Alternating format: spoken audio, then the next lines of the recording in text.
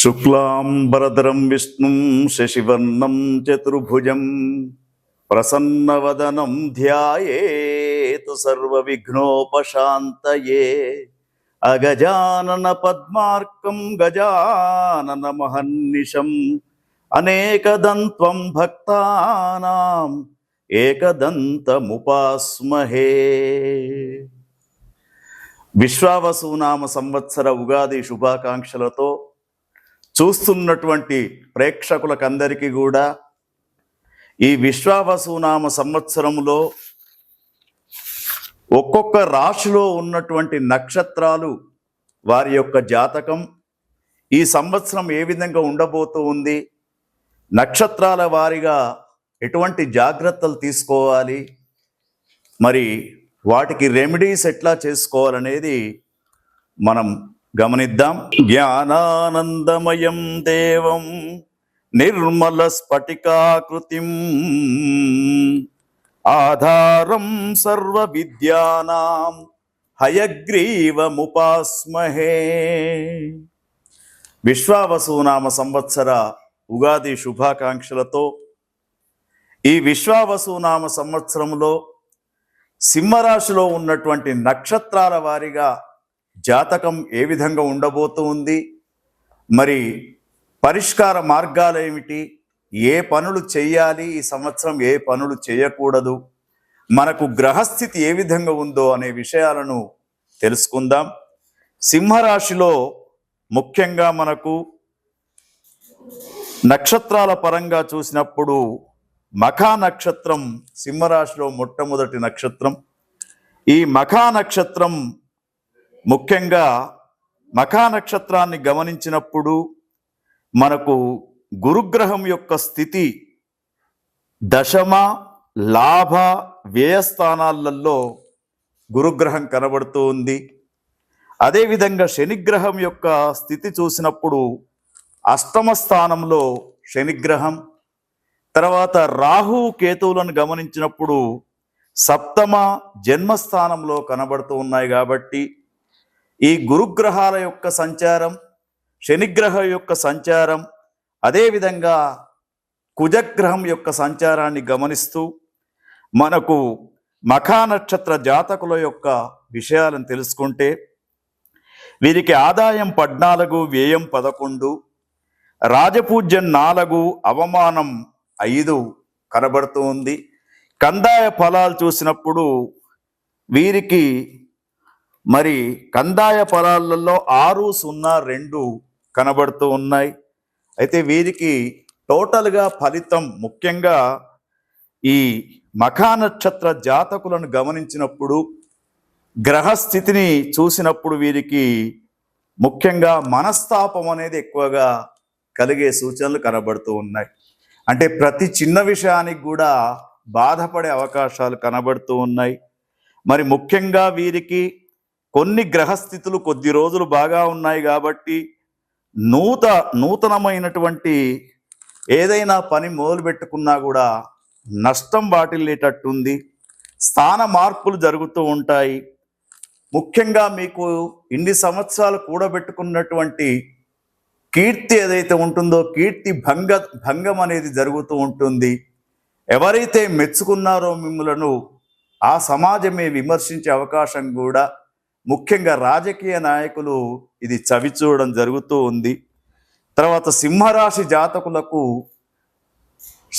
షడ్గ్రహ కూటమి ఏదైతే జరగబోతూ ఉందో 29 ఈ మార్చిలో ఏదైతే మరి మనకు లేకున్నా కూడా సంపూర్ణ గ్రహణం ఏదైతే ఉందో ఆ గ్రహణం యొక్క ఎఫెక్టే కావచ్చు, లేదా మీకున్నటువంటి గ్రహస్థితిని అనుసరించి మీకు వృధా ప్రయత్నాలు కొన్ని జరుగుతూ ఉంటాయి.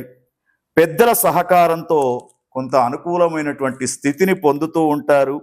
అయితే ముఖ్యంగా ఈ నక్షత్రంలో ఉన్నటువంటి మఖా నక్షత్రంలో ఉన్నటువంటి యువతీ యువకులు కానివ్వండి, వ్యాపారస్తులు, రైతన్నులు ఎవరైనా కూడా నూతన వ్యాపారాలు చేయడం, విదేశాలకు వెళ్ళి చదువుకోవడం, తర్వాత ఎక్కువగా ఆశలు పెట్టుకోవడం, అధికమైనటువంటి లాభాలు పొందడానికి ప్రయత్నాలు చేయడం వ్యాపారస్తులు, ఇవి ఈ సంవత్సరం అంతా అనుకూలంగా లేనట్టు చెప్పుకోవాలి మఖా నక్షత్ర జాతకులకు.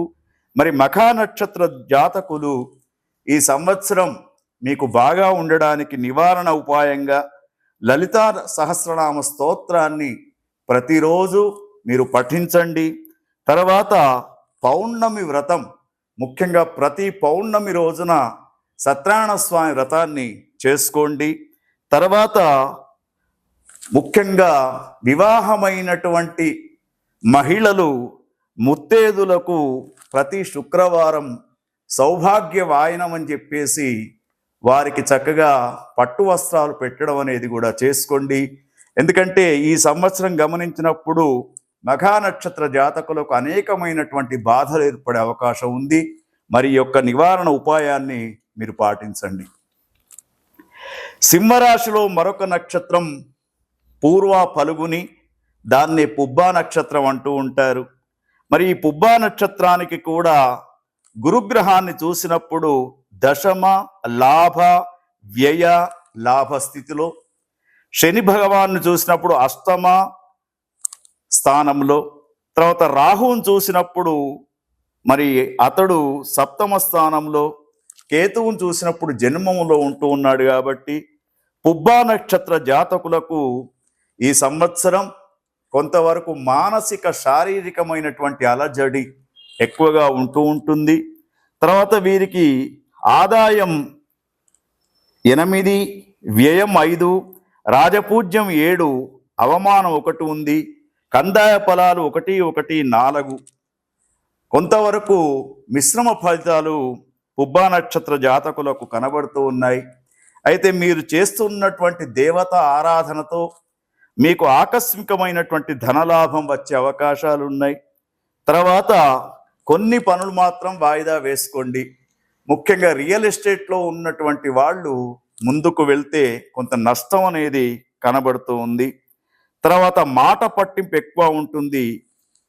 కొన్ని పనులు ఎంత ప్రయత్నం చేసినా కూడా ముందుకు రాకపోవడం. తర్వాత దైవ బలం నమ్ముకొని ఈ సంవత్సరము మీరు కాలాన్ని గడపాలి. తర్వాత ముఖ్యంగా ఈ పుబ్బా నక్షత్రం పూర్వ ఫల్గుని నక్షత్రంలో ఉన్నటువంటి యువతీ యువకులు కావచ్చు, విద్యార్థులు కావచ్చు, వ్యాపారస్తులు కావచ్చు, అనవసరమైనటువంటి పెట్టుబడులు మాత్రం పెట్టకండి. ఎందుకంటే పెట్టుబడి నష్టపోయే అవకాశం కూడా కనబడుతుంది. కాబట్టి చాలా జాగ్రత్తగా ఉండాలి. మరి వీరికి నివారణ ఉపాయం లయకారుడైనటువంటి శివుని యొక్క రుద్రాభిషేకం ఒక 5 సోమవారాలు చేయిస్తే మంచిది. తర్వాత దుర్గామాత యొక్క చండీ హోమం, అదేవిధంగా సుందరాకాండ పారాయణం అనేది చేయించండి. తర్వాత ఈశ్వర ఆరాధన చేస్తూ ముఖ్యంగా మీరు గుమ్మడి పండు అంటారు, ఆ గుమ్మడి పండును ఒక దేవాలయంలో దానం చెయ్యండి.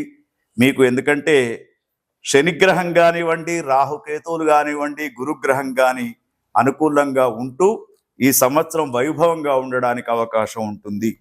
మరి సింహరాశిలో మరొక నక్షత్రం ఉత్తర 1వ పాదం. వీరికి ఆదాయం 11, వ్యయం 11, రాజపూజ్యం 3, అవమానం 1 కనబడుతూ ఉంది. కందాయ ఫలాలలో 4, 2, 1 కనబడుతూ ఉంది. అయితే ఉత్తర 1వ పాదం వారికి మాత్రం ఉన్నటువంటి రాజకీయ నాయకులకు రాజపూజ్యం పొందే అవకాశం, అనుకోనటువంటి పదవులు పొందే అవకాశం, స్థానిక ఎన్నికలలో విజయాలు పొందే అవకాశం వీళ్లకు కనబడుతూ ఉన్నాయి. బంధుమిత్రులతో మరి విందు వినోదాలు చేస్తూ ఉంటారు. తర్వాత ముఖ్యంగా ఆకస్మికమైనటువంటి శుభయోగం అనేది వీళ్లకు కొంత కనబడుతూ ఉంది. గౌరవ మర్యాదలు పెంచుకుంటూ ఉంటారు. వృత్తి వ్యాపారాలు చేస్తున్నటువంటి వారికి కొంత ప్రోత్సాహకరంగా ఉంటూ ఉంటుంది. తర్వాత ముఖ్యంగా కార్యసిద్ధి అనేది ఉత్తర 1వ పాదం సింహరాశి వారికి కలిగే అవకాశం ఉంది. తర్వాత ముఖ్యంగా వీరు ఇంకా ఈ సంవత్సరం విశ్వావసునామ సంవత్సరంలో అధికమైనటువంటి లాభాలు జరగాలన్నప్పుడు త్రిమూర్తి స్వరూపమైనటువంటి దత్తాత్రేయ స్వామి వారి యొక్క హోమం చేయించండి. దక్షిణామూర్తి యొక్క హోమం, ముఖ్యంగా గురుస్వరూపంగా ఎవరినైతే భావిస్తూ ఉన్నారో వారికి పూజ చేయడం అనేది మీకు చాలా విశేషంగా ఉంటూ ఉంటుంది. సింహరాశిలో ఉన్నటువంటి 3 నక్షత్రాలు గమనించినప్పుడు ఉత్తరా నక్షత్ర జాతకులకు ఈ సంవత్సరం కొంత అనుకూలంగా ఉందని చెప్పవచ్చు.